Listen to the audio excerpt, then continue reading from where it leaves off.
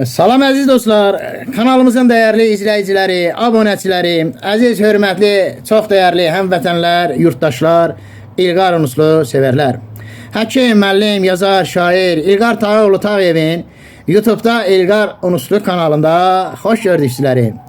Əziz dostlar, bu dəfə sizlərə Azərbaycan kimya elminin nəhəngi, dahi pedaqoq, məşhur alim, Gəncə Dövlət Universitetinin Kimya Kafedrasının professoru, pedaqoji elmlər doktoru Tağı müəllim Tağıyevin ilk dəfə tərtib etdiyi testlər haqqında məlumat verməyə çalışacağım. Belə ki, Tağı müəllim hələ 27 yaşı olarkən 1968-69-cu illərdə Ordubad rayonumuz kənd tam orta məktəbində kimya biologiya müəllimi kimi fəaliyyət göstərmiş və o vaxtda uşaqların, şagirdlərin, tələbələrin biliklərini yoxlamaq və qiymətləndirmək üçün asan üsullardan istifadə etmişdir ki, bunların da biri test üsulunun tətbiqidir və Tağı müəllim 75-ci ildə keçdiyi 5 il, 6 il ərzindəki dərsləri ümumiləşdirir və o dərslərdən aldığı nəticələr haqqında Respublikamızın müxtəlif elmi jurnallarına, o cümlədən Azərbaycan məktəbinə əlavə olan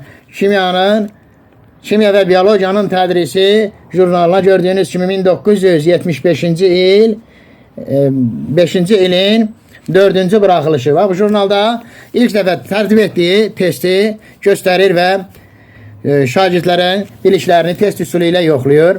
Gördüyünüz kimi Tağı Tağıyev Ordubad rayonumuz kənd orta məktəbinin kimya biologiya müəllimi.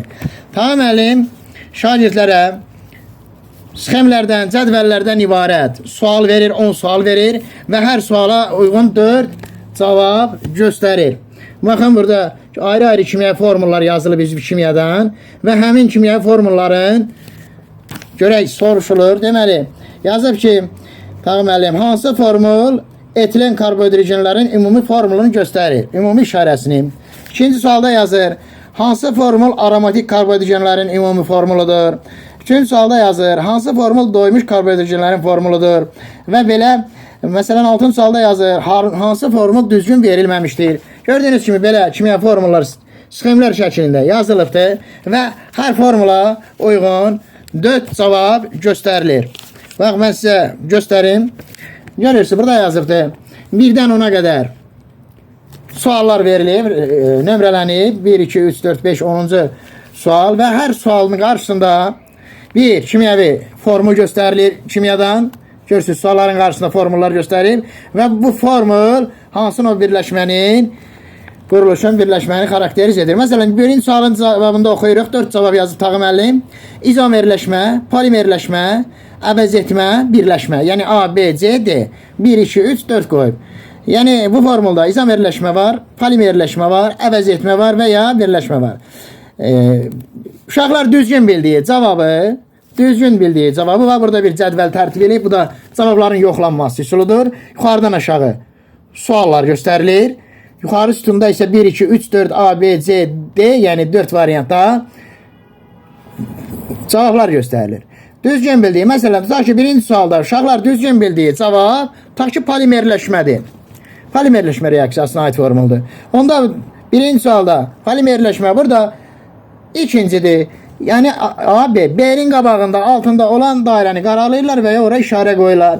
Bax, bu yolla hətta testin qiymətləndirilməsini də aparır. İndi bizdə o əməliyyatı kompüter yerinə yetirir. Yəni o vaxt kompüter dövrü deyildi, kompüter yox idi. Tağı müəllim kompüterdən ümumiyyətlə o vaxt xəbəri yox idi elmin və o vaxt hətta kompüterin indi gördüyü işi belə, yəni testin kompüter üsulu ilə yoxlanmasını belə tərtib eləyib və buna adını qoyub kartuska. Yəni kartuska üsulu. Düzgün bildikləri cavablar uşaqlar. Bu cədvəlin xanalarında qeyd edirlər, qaralayırlar. Sözsüz ki, 4 cavabdan biri düzdür. Hansı variantda, hansı cavab düzdürsə o cavabları qaralayırlar. Və Tağı müəllimdə də bu cavabların hazır formada şablonu olur. Kartuskaları üst-üstə qoymaqla uşaqların neçə suala düz, neçəsinə səhv cavab verdiyin müəyyən edir. Yəni bizim müəllimlərdə səhv olaraq belə bir dünya görüş formalaşıb ki, Azərbaycana test üsulu 90-cı illərdən sonra gəlib, lakin 69-75-ci illərdə, 1969-75-ci illərdə Tağı müəllim bu üsulu tətbiq edir, bu üsuldan istifadə edir və bu üsulda istifadə etdiyi dərsləri məqalə şəklində yazır. Həm Azərbaycanın, həm Rusiyanın elmi metodik jurnallarına göndərir və orada dərc etdirir. Bu üsul çox səmərəli üsuldur.